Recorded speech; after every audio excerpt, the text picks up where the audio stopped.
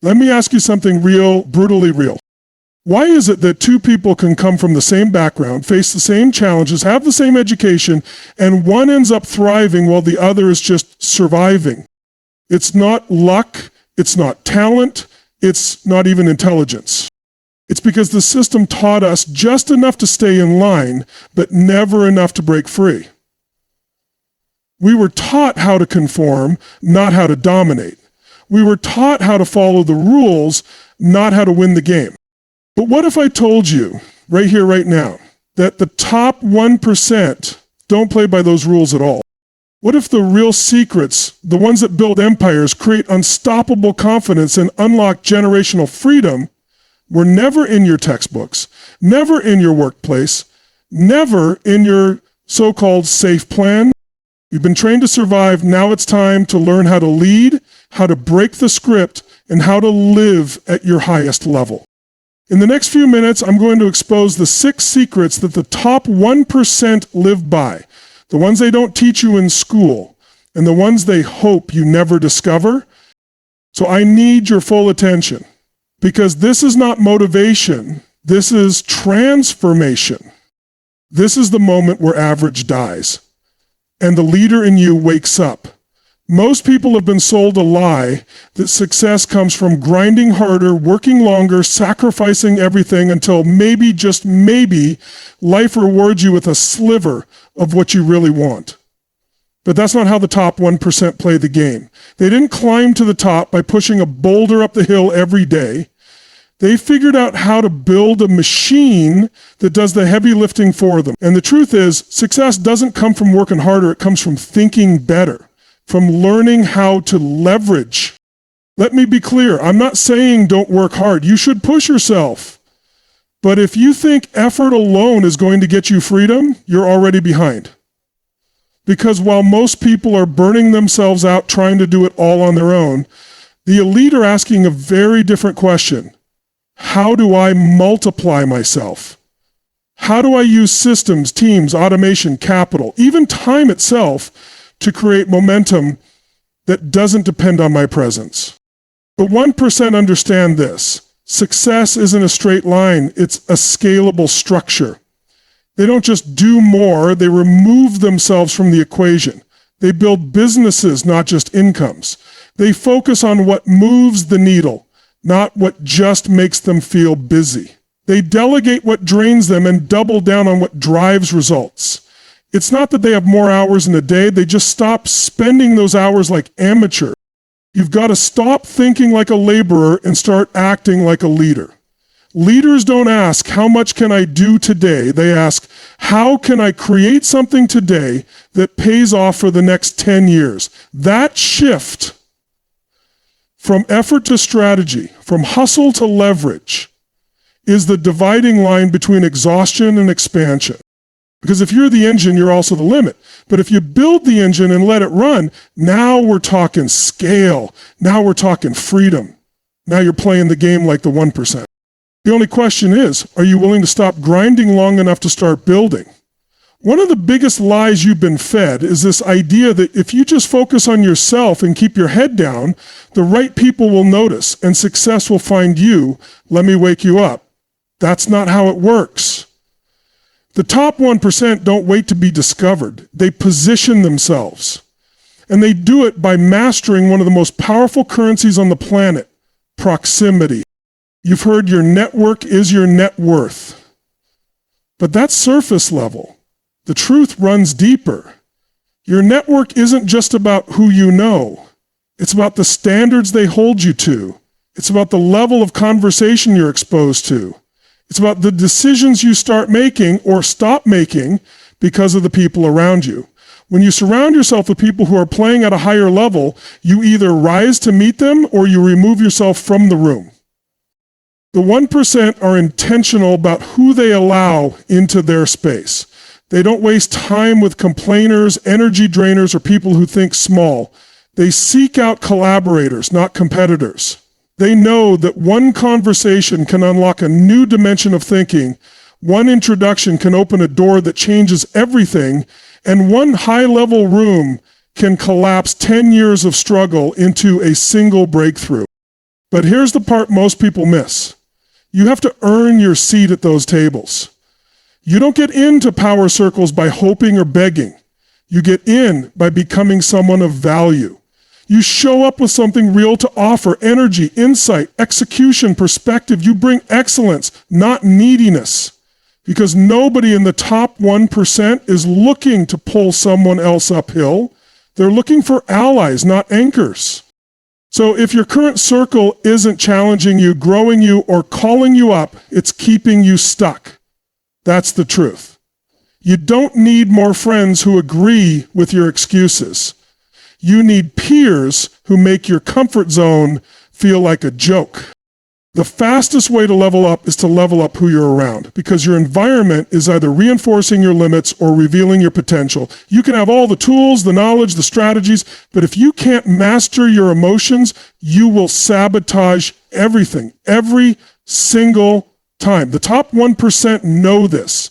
They know that the real battlefield is internal. It's not the market, it's not the economy, it's not the competition. It's what's happening between your ears and behind your rib cage. Let me tell you, the masses react, the elite respond. There's a difference. Most people live their lives like emotional pinballs getting knocked around by circumstances. Someone cuts them off in traffic and they're pissed all day. Their boss says something offhanded and they spiral into self-doubt. A client cancels and suddenly they're questioning their whole identity. That's emotional slavery. That's not freedom. But the 1%, they've trained themselves to lead, not just react. They feel the emotion, they don't deny it, but they don't become it.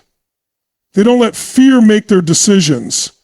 They don't let frustration dictate their behavior. They run the emotion, it doesn't run them. That's power. That's leadership. That's what it takes to move forward when everything in you wants to retreat.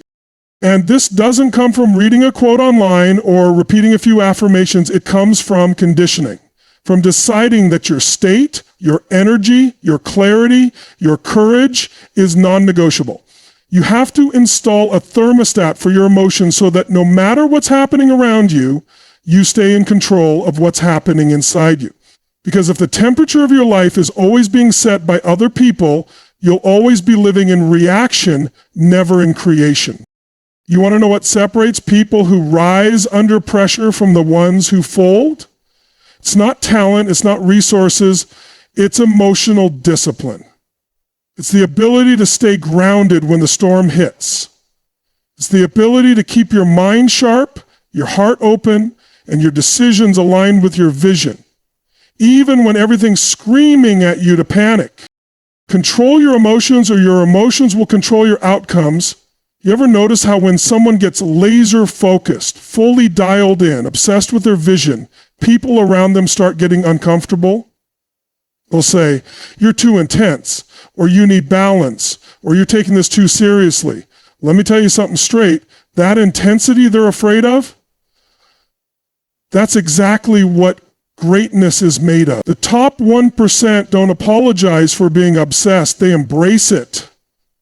Because obsession isn't a disorder, it's the fuel of mastery. We live in a world that celebrates moderation, that teaches you to fit in, stay even-keeled, not make waves. But the truth? Nobody makes history by being lukewarm. Nobody builds an empire, creates real impact, or lives on their own terms by aiming for balance at the expense of greatness. The 1% go all in. They don't dabble. They don't kind of sort of try. They commit with everything they've got. There's a reason why the average person doesn't relate to the elite. It's because the elite aren't playing for comfort. They're playing for legacy. They're not looking for escape on the weekends. They're building something they don't want to escape from. And yes, it gets lonely. Yes, it's misunderstood. But that's the price of walking a path most people don't have the courage to take. Obsession means you wake up thinking about it, you go to sleep with it on your mind, you rearrange your life around the mission, not because you have to, but because you can't imagine doing anything else. It's not forced, it's pulled. It's a fire that doesn't go out, even when you're tired, even when things go sideways. People will call you crazy, and that's fine, because the ones who call you crazy are usually the ones who gave up on their own dreams a long time ago.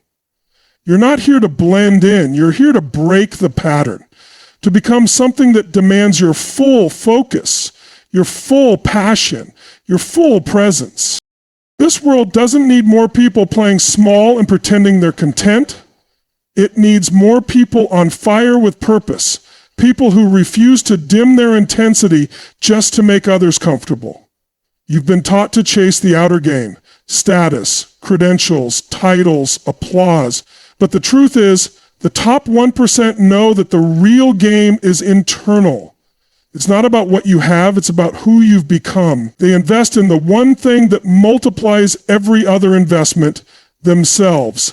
And I'm not talking about surface level self-help. I'm talking about deep, relentless inner work on mindset, habits, identity, emotional strength, clarity, conviction.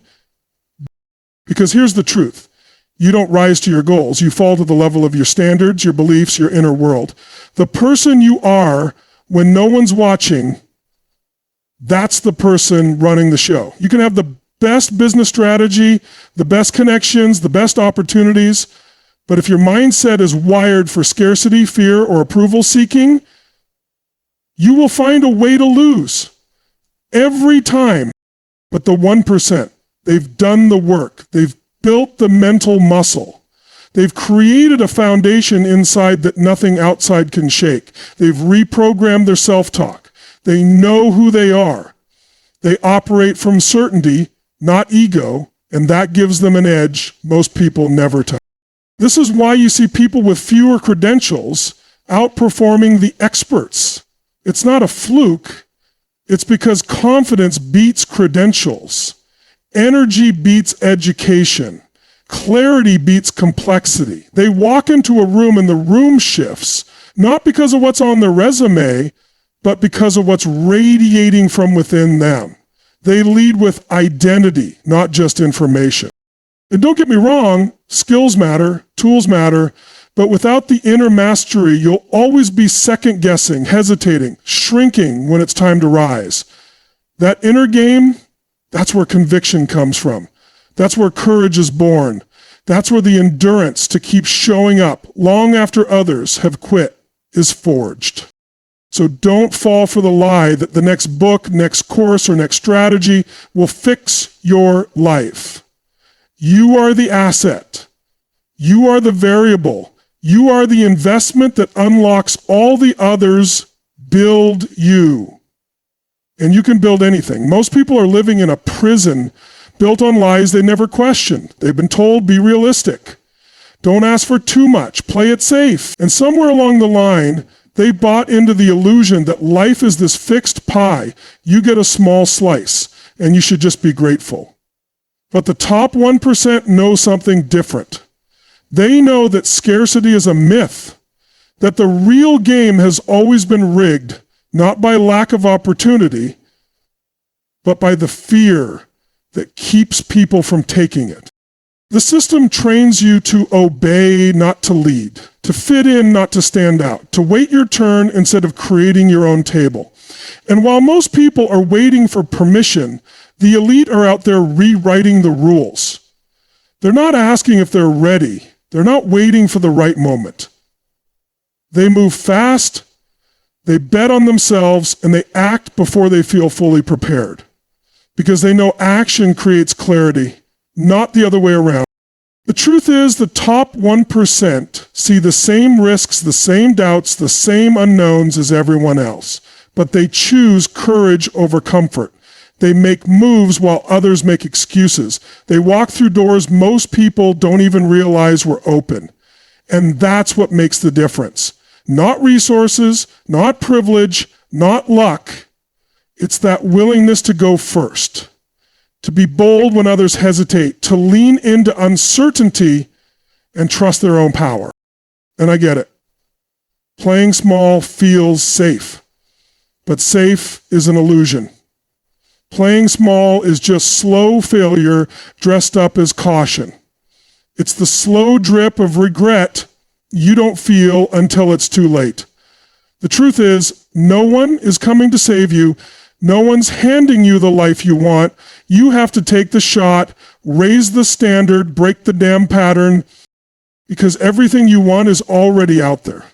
Just on the other side of action. The game was never about waiting. It was about waking up and realizing the door was never locked. You just had to stop asking for permission and turn the handle.